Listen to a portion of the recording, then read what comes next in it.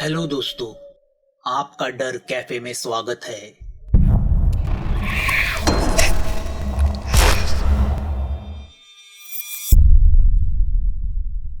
रात को यामिनी और पुष्कर दोनों खूब शरीर का उपभोग लेते हैं, मानो हनीमून पे आए कपल हो। यामिनी शरीर की थकान की वजह से सो जाती है, मगर पुष्कर को नींद नहीं आती। वह एक पैक बना के फायरप्लेस के पास बैठता है। वह सोचता है कि काली ने दिया हुआ वह एड्रेस गलत है। उस एड्रेस पे कोई काली प्रसाद नहीं रहता। अगर काली प्रसाद उस एड्रेस पे नहीं रहता तो उसके आधार कार्ड पे वो एड्रेस कैसे आया? क्या काली प्रसाद ने नकली आधार कार्ड बनवाया था? यह कैसे मुमकिन है?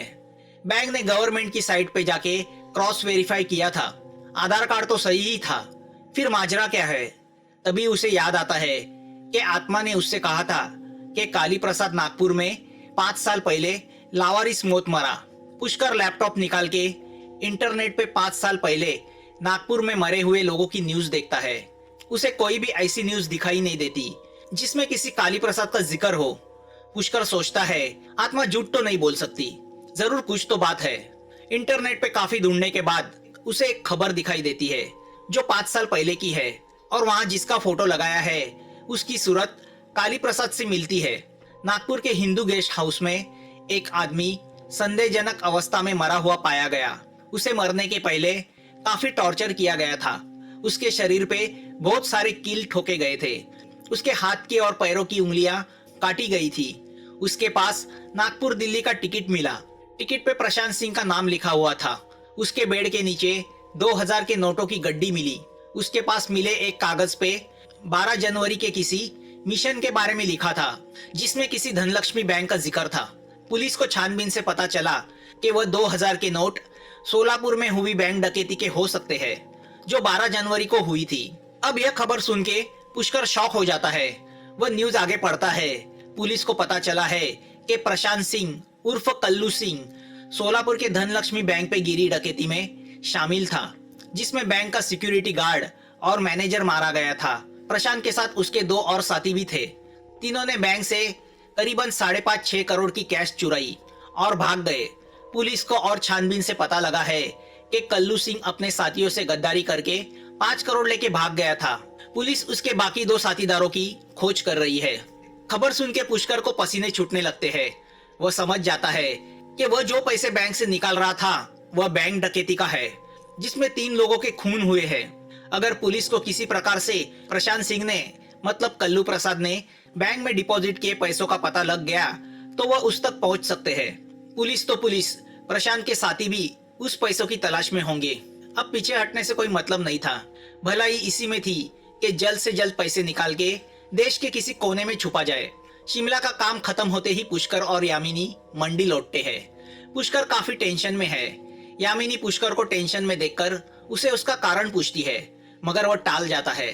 पुष्कर बैंक का अपना काम रोज की तरह शुरू रखता है, मगर आते जाते उसके दिमाग में बैंक डकैती और पुलिस के ख्याल आते रहते हैं। उस आत्मा ने सच कहा था, पैसे कहां से आए हैं ये जानने की कोशिश मत करो।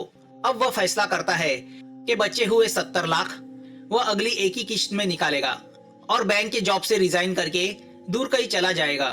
एक बात की उसे खुशी थी कि उसने नोट बैंक से लिए थे, जो वह आसानी से इस्तेमाल कर सकता है। शिमला से लौटने के बाद यामिनी और पुष्कर एक दूसरे के काफी करीब आ जाते हैं। कितनी बार तो वो उसके कतोला के घर पे ही रहने लगती है।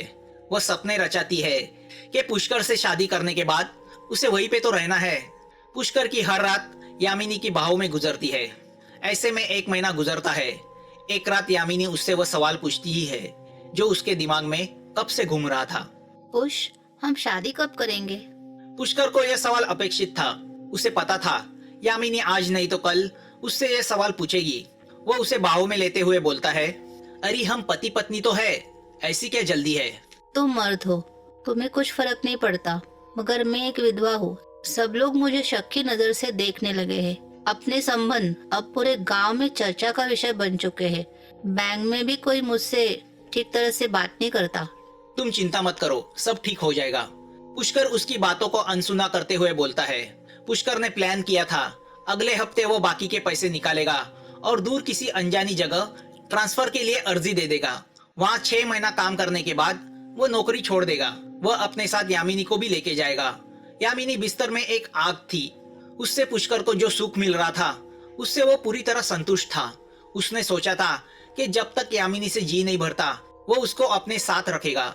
जी भरने के बाद उससे छुटकारा पाएगा। अगर हाथ में पैसे हो तो यामिनी से अच्छी लड़की हासिल की जा सकती है। फिर यामिनी जैसी सेकंड हैंड औरत से क्यों गुजारा करना। वो यामिनी से बोलता है, यामू टेंशन मत लो, मैं जल्दी ही सब ठीक करूंगा, मुझे कुछ वक्त दो। कितना वक्त? यही 5-6 महीने। पुष्कर ने यही सोचा था। ट्रांसफर के बहाने यामिनी से उसका रिश्ता भी खत्म हो जाएगा। उसे चुप देखकर यामिनी उससे कहती है, इतने महीने मैं रुक नहीं सकती। अरे 6 महीने तो ऐसे चले जाएंगे, पता भी नहीं चलेगा। मुझे क्या, सारी दुनिया को पता चल जाएगा। मेरे पेट में तुम्हारा बच्चा पल रहा है, मैं पेट से हूँ। उसकी बातें सुनकर पुष्कर के पैरों तले जमीन खिसक जाती है। यामिनी ने उसके प्लान को तहस नहस कर दिया था। यामू, यह क्या बोल रही हो? जो सच है वही बोल रही हूँ। 2 महीने हो गए हैं और रुकूंगी तो पेट दिखने लगेगा, इसलिए कहती हूँ हम जल्द से जल्द शादी कर लेते हैं, किसी को कुछ पता नहीं चलेगा। यामिनी, तुम्हें एहतियात बरतनी चाहिए थी। कैसी एहतियात? हम एक दूसरे से प्यार करते हैं, आज नहीं तो कल शादी करने ही वाले हैं। उसकी बातें सुनकर पुष्कर अब गुस्से से उसे कहता है, मुझे अभी शादी नहीं करनी और बच्चे का तो सवाल ही पैदा नहीं होता। अभी तो मजे करने के दिन है, बच्चे तो बाद में भी पैदा हो सकते हैं। ये उम्र घर गृहस्थी की नहीं है, लाइफ एंजॉय करने की है। तुम बच्चा गिरा दो। क्या मैं यह पाप करूं? देखो, प्रेग्नेंट रहना ये तुम्हारी गलती थी, उसकी सजा तुम मुझे मत दो। हमारे बीच तो मजे की लेन देन थी, जिम्मेदारी की नहीं। ये तुम्हारा प्रॉब्लम है।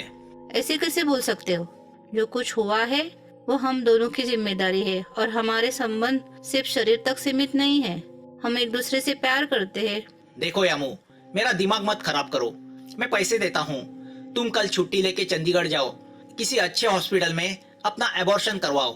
मैं यह नहीं कर सकती, मैं बच्चा नहीं गिरा सकती। अगर तुमने अगले महीने तक मुझसे शादी नहीं की तो मैं आत्महत्या करूंगी, मगर मरने से पहले पुलिस के लिए चिट्ठी छोड़ जाऊंगी जिसमें तुम्हारे करतूत लिखे होंगे। यामिनी की बातें सुनकर पुष्कर को पसीने छूटने लगते हैं। वह जानता है कि यामिनी जो कह रही है वो करेगी। अगर ऐसा हुआ तो और एक मुसीबत, पुलिस को तलाशी में 3 करोड़ 30 लाख मिल जाएंगे, जिसका खुलासा वो दे नहीं पाएगा। जब पुलिस को पता चलेगा कि वह बैंक डकैती के पैसे है तो उसकी फांसी पक्की। यामिनी, तुम बात को कहां से कहां लेके जाती हो? ठीक है, जैसा तुम चाहती हो वैसा ही करेंगे, मगर यह 1-2 दिन में करने वाली बात तो है नहीं। मैं तुमसे प्यार करता हूँ, इसमें तुम्हें कोई शक है क्या? बस 15-20 दिन और मैं सब सेटल करूंगा, तुम चिंता मत करो। पुष्कर यामिनी को बाहों में लेता है और उसके होठों पे अपने होठ टिकाता है। पुष्कर एक मुसीबत के बारे में सोच रहा था कि उसके गले और एक मुसीबत पड़ी थी।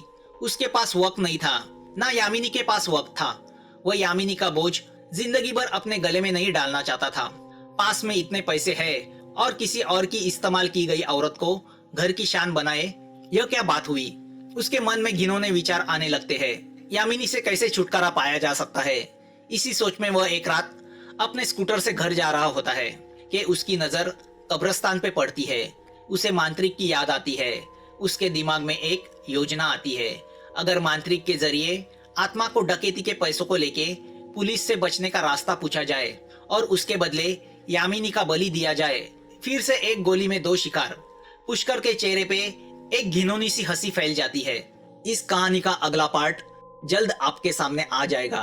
अगर आपको यह कहानी अच्छी लगी हो तो प्लीज इस चैनल को सब्सक्राइब कीजिए। आपके कमेंट्स का हमें इंतजार रहेगा और नोटिफिकेशन के लिए बेल आइकन दबाना मत भूलना। जल्द मिलेंगे एक नए डर के साथ। Thanks for watching.